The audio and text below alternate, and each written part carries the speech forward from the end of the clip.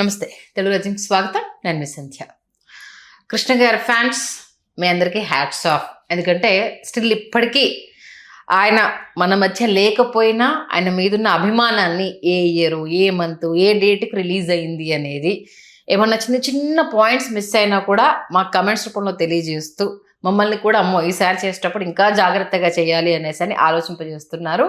దీంట్లో అంటే కృష్ణ గారు మోసగాళ్లకు మోసగాడు వీడియో చేశాము, దానికి మంచి రెస్పాన్స్ ఇచ్చారు. దాంట్లో ఒక కమెంట్ ఒక విషయానికి సంబంధించి అంటే కృష్ణ గారి అభిమానులకు ఎంత ఇంపార్టెన్స్ ఇస్తారు, వారు ఒక అభిప్రాయాన్ని చెప్తే ఎలా రిసీవ్ చేసుకుంటారు అన్న అంశానికి సంబంధించి ఒక మెసేజ్ పెట్టడం జరిగింది. దాని గురించి వాళ్ళు డిస్కస్ చేయబోతున్నాం. ఏంటి అనేది శ్రీకాంత్ గారి మాటల్లోనే మనం తెలుసుకుందాం. మరి ఆలస్యం చేయకుండా దీనికి సంబంధించి శ్రీకాంత్ గారు ఏమంటారో కూడా తెలుసుకుందాం. శ్రీకాంత్ గారు నమస్తే అండి. నమస్కారం సంధ్య గారు. మన మోసగాళ్లకు మోసగాడు వీడియోలో టాప్ హీరో సినిమా విషయంలో కృష్ణ గారు అభిమానులతో ముచ్చటించినప్పుడు ఒక అంశాన్ని వాళ్ళతో డిస్కస్ చేశారంట. ఆ అంశానికి సంబంధించి వాళ్ళంతా వద్దండి అని చెప్పగానే ఏమీ ఆలోచించకుండా అభిమానులు చెప్పిన దానికి కృష్ణ గారు ఓకే చెప్పారు అనేసి అని చెప్పారు. బట్ ఏ విషయం అనేది అక్కడ కంక్లూజన్ ఇవ్వలేదు. నాకు ఆ విషయం తెలుసు. బట్ ఒక్కసారి మన ప్రేక్షకులకు అంతలా అభిమానులతో డిస్కస్ చేసిన అంశం ఏంటి, వాళ్ళు వద్దు అనగానే కృష్ణ గారు తీసుకున్న నిర్ణయం ఏంటి, అసలు ఈ టాప్ హీరో సినిమాకి కృష్ణ గారి అభిమానులకి కృష్ణ గారి నిర్ణయానికి సంబంధం ఏంటి?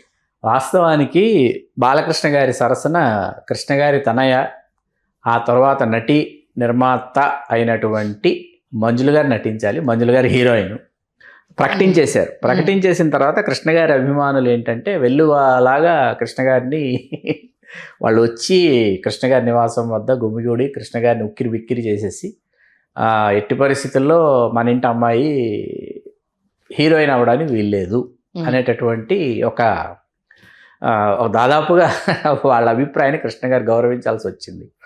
గతంలో ఇదేంటంటే మనకు పురంధేశ్వరి గారు వారి మరొక సోదరి గారపట్ల లోకేశ్వరి గారా లేకపోతే ఉమామహేశ్వరి గారు తెలియదు, పురంధేశ్వరి గారు వీళ్ళు కూచిపూడి నృత్యం నేర్చుకున్నారు. అవును. నేర్చుకుని రామారావు గారు ఏంటంటే దానవేరు శూరకర్ణ సినిమాలో ఒక ఆయన జయీభవ పాట రామారావు దుర్యోధనుడి స్వాగత గీతం ఉంటుంది. గీతంలో ఒక దగ్గర వాళ్ళిద్దరు కుమార్తెలు కూచిపూడి నృత్యాన్ని అభినయించేటటువంటి ఒక సన్నివేశం రామారావు గారు తీశారు. షార్ట్స్ తీశారు, వాళ్ళ మీద ఎలాగో నేర్చుకున్నారు కదా అని తీశారు. తీసిన తర్వాత నాగేశ్వరరావు గారికి ఆ విషయం తెలిసింది.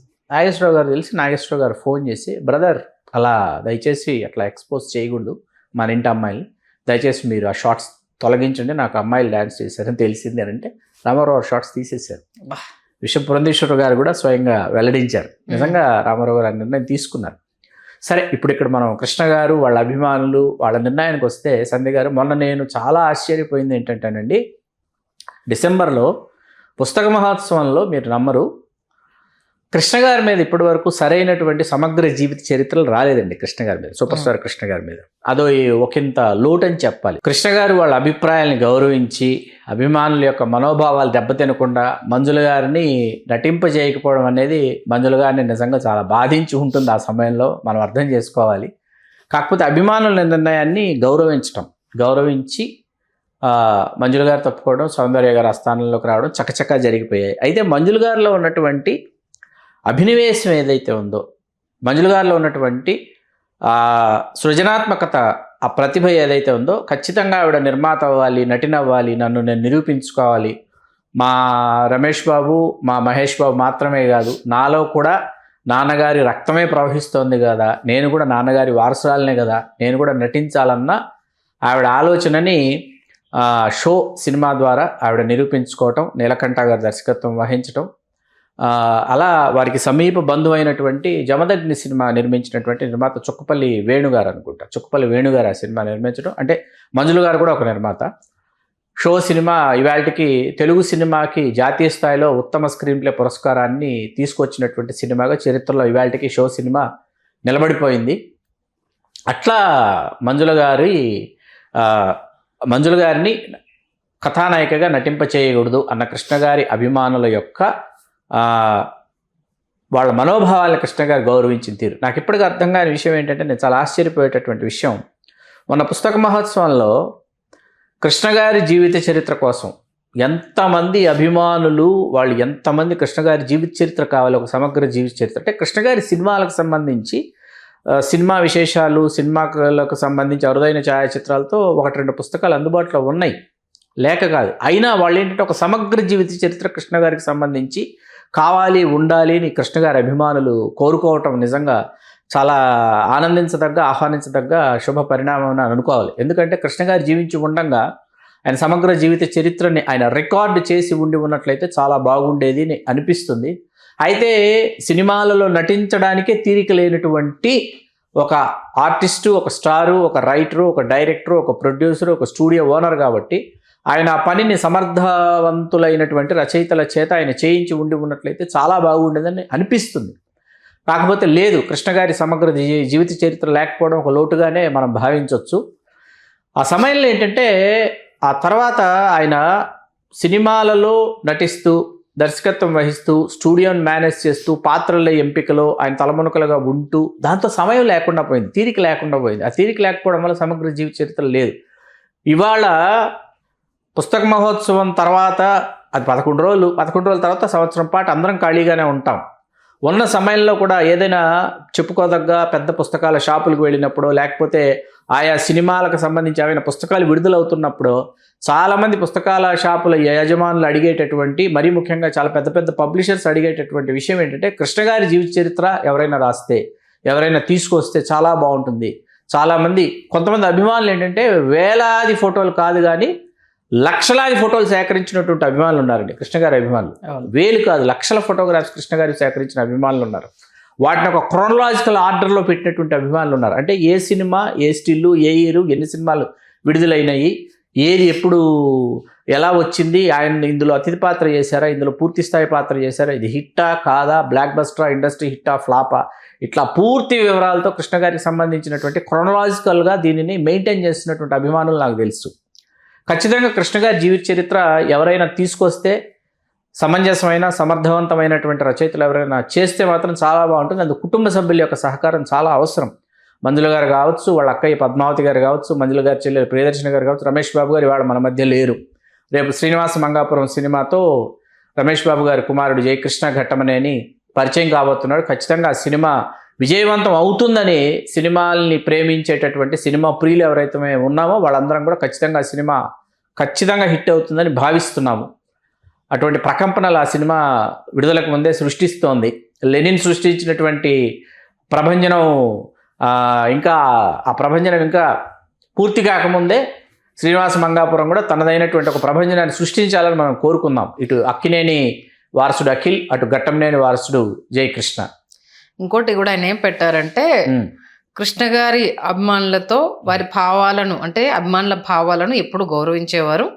ముఖ్యంగా ఎస్వి కృష్ణారెడ్డి గారి అదే టాప్ హీరోకి సంబంధించి, దాంతోపాటు ఛత్రపతి శివాజీ చిత్ర నిర్మాణ విషయంలోనూ ఆయన అభిమానుల అభిప్రాయాలను గౌరవించి తన నిర్ణయాన్ని మార్చుకున్నారని పెట్టారు. ఏంటది ఛత్రపతి శివాజీ నిర్మాణ విషయం? వాస్తవంగా ఏంటంటే ఛత్రపతి శివాజీ ఆయన చిరకాల వాంఛ అండి. కృష్ణ గారు ఆ పాత్రని పూర్తి స్థాయిలో అల్లూరి సీతారామరాజులకు నటించాలని ఆయన కోరుకున్నారు. కాకపోతే అప్పటికే మరాఠీలో, హిందీలో మీకు ఛత్రపతి శివాజీకి సంబంధించి చాలా గొప్ప సినిమాలు వచ్చాయి.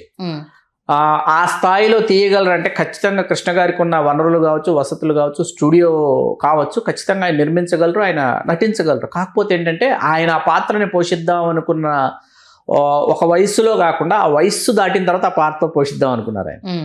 అందులో భాగంగానే కృష్ణ గారు ఏం చేశారంటే నంబర్ 1 సినిమాలో, ఎస్వి కృష్ణారెడ్డి గారు దర్శకత్వం వహించిన నంబర్ 1 సినిమాలో, ఆ తర్వాత ఇంకొక సినిమాలో కూడా, మరొక సినిమాలో కూడా కృష్ణ గారు ఛత్రపతి శివాజీ గెటప్ వేసుకుంటారు, కనిపించినప్పుడు ఏంటంటే లుక్ వైజ్ కావచ్చు, ఆయన వాకింగ్ దీనిలో కావచ్చు, వయసు మీద పడింది అనేటటువంటి ఒక విషయం అర్థమవుతుంది. అందుకని ప్రేక్షకులు, అంటే ఆయన అభిమానులు ఏమన్నారంటే శివాజీ అనగానే, ఛత్రపతి శివాజీ అనగానే చాలా యువకుడు, చాలా వేగవంతమైనటువంటి పోరాట పటిమ కనపరిచేటటువంటి వాడు, ఆ స్పీడు, యాక్షను దాన్ని ఊహిస్తారు. ఆ ఊహించేటప్పుడు ఏమవుతుందంటే ఎక్కడో అది లోపిస్తుంది అన్న నిర్ణయాన్ని కూడా కృష్ణ గారు దానిని అంగీకరించారు. అయితే వాళ్ళు కృష్ణ గారిని కోరింది ఏంటంటే, మీరు పూర్తి స్థాయిలో పూర్తి నీడు ఉన్నటువంటి సినిమా ఛత్రపతి శివాజీ కథాంశంతో చేయకపోయినా, అప్పటికి మహేష్ బాబు గారు హీరో కాల, భవిష్యత్తులో మహేష్ బాబు గారితో చేయించి మీరు ఆ కోరిక తీర్చుకోండి అని చెప్పారు. అయినా అంతటి హీరో అభిమానులు చెప్పంగానే ఆగిపోవడం అంటే మామూలు విషయం. అవును, ఆయన వాళ్ళ అభిప్రాయాలకు గౌరవం ఇచ్చేవారు, వాళ్ళకి సమయం ఇచ్చేవారు, వాళ్ళతో కలిసి భోజనం చేసేవారు, వాళ్ళకి భోజనాలు పెట్టాడు. విజయ నిర్మల గారి జన్మదినమైనా, కృష్ణ గారి జన్మదినమైనా, మహేష్ బాబు గారి జన్మదినమైనా, ఎవరి జన్మదినమైనా కృష్ణ గారు అందుబాటులో ఉంటూ కృష్ణ గారి అభిమానుల్ని అలరించేటటువంటి వారు. ఫోటోలు కూడా అంతే ఓపిక దిగేటటువంటి వారు. ఆయనకు ఓపిక ఉందా లేదా, నించోగలరా నించోలేరా అన్నా కూడా ఆయన చాలా ఓపికతో సమయంతో ఫోటోలు దిగారు. నాకు ఎస్వి కృష్ణారెడ్డి గారి దర్శకత్వంలో నాకు ఇప్పటికీ కృష్ణ గారి నంబర్ 1 కంటే నాకు సంప్రదాయం చాలా ఇష్టం. నాకు సంప్రదాయం సినిమాలో ఆయనే డ్రైవ్ చేసుకుంటా వచ్చేసి అసలు చాలా బాగుంటుంది. ఆయన గెటప్, ఆయన స్టైలు, ఆయన పంచకట్టు, కాళ్ళ మీద కాలు వేసుకునే తీరు నిజంగా చాలా బాగుంటుంది. ఎందుకు సినిమా ఆడలేదు నాకు ఇప్పటికీ అర్థం కాదు. ఫ్లాప్ ఆ సమయంలో ఇంకా ఎంతో ఏమంటారు, హెవీ కాంపిటీషన్ ఉంది. సంక్రాంతి సమయంలోనే వచ్చింది. హెవీ కాంపిటీషన్లో సినిమా ఆడలేదు.